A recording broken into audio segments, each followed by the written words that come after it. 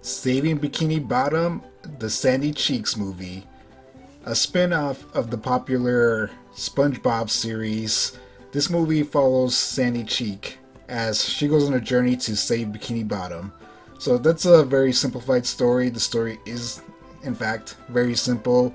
Bikini Bottom is stolen by this villain called Tsunami, and Sandy and SpongeBob go on a journey to find Bikini Bottom and save all their friends. And it's very interesting to me that Sandy got her own movie. I guess I shouldn't be surprised. SpongeBob has been a popular series for Nickelodeon and Paramount. The show has been running for 2 decades, almost 2 decades now, I'm not really sure, and has had several movies and video games. And at this point, there's 2 spin-off series. I'm not really sure if they're still going. Camp Krusty Krab or Camp SpongeBob. I don't know its name. I'm bad. I haven't really watched it. It's the show where SpongeBob's little and he's at camp, and then the Patrick Show. So 2 spin-offs, and then this is kind of another spin-off essentially from SpongeBob. Even though SpongeBob is heavily involved in this movie, he follows Sandy from the beginning of the movie all the way to the end of the movie, which was an interesting choice. And, you know, of course, it's kind of a SpongeBob property, so you want him in there. But it does a good job of focusing on Sandy, thankfully. It could have been bad where it mainly focused on SpongeBob or was just kind of unbalanced. It didn't really focus on Sandy a lot. But it's truly her journey. We get to learn about her character a lot more. Some of her, you know, friends and families and where she came from and everything like that we really didn't know too much about before, just things that she has said in the show. And so we definitely learn a lot more about her, and it is her journey and it is her story, even though SpongeBob is there and he's an important aspect of it. I thought this movie was okay. It's just a comedy, you know, it's like the show, it's very comedic. Some of the jokes hit, some of it don't. Some of the movie are past SpongeBob movies. I thought they were okay. I always kind of felt like it really just kind of works in a smaller format. That's, you know, for a lot of these animated shows that try to make big movies, they don't always hit. You know, the stakes are there for this one. Bikini Bottom is stolen, but it doesn't really change anything. These characters don't really go through a change.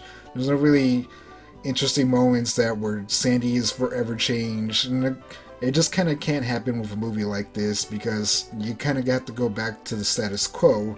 You know, Sandy can't be a completely different person or has changed so much that it has affected the show where it's just very comedic, and these characters aren't really meant to grow. They're meant to play their parts in that show. So something like that I always felt kind of hurt these movies. To me, they're enjoyable. If you love the shows, they're enjoyable and they're interesting to see.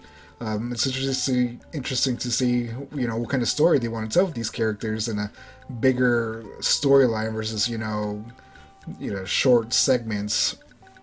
So I thought the animation was okay. It's a blend of live action and animation.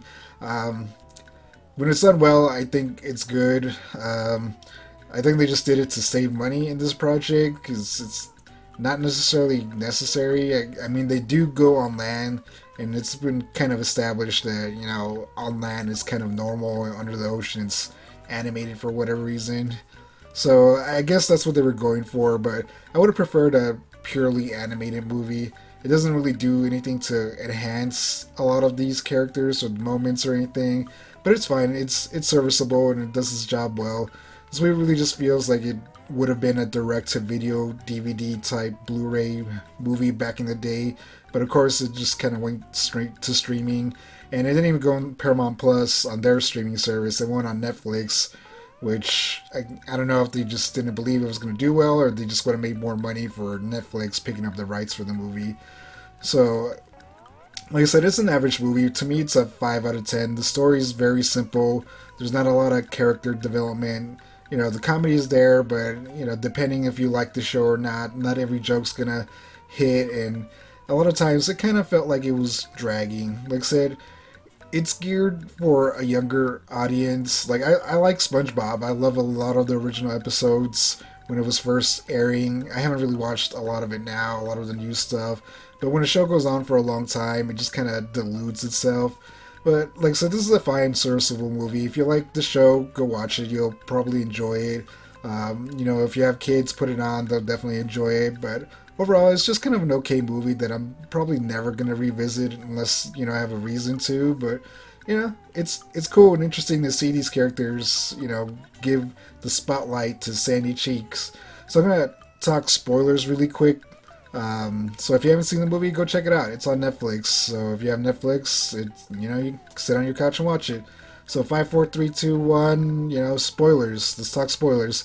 So like I said, it's a very simple story.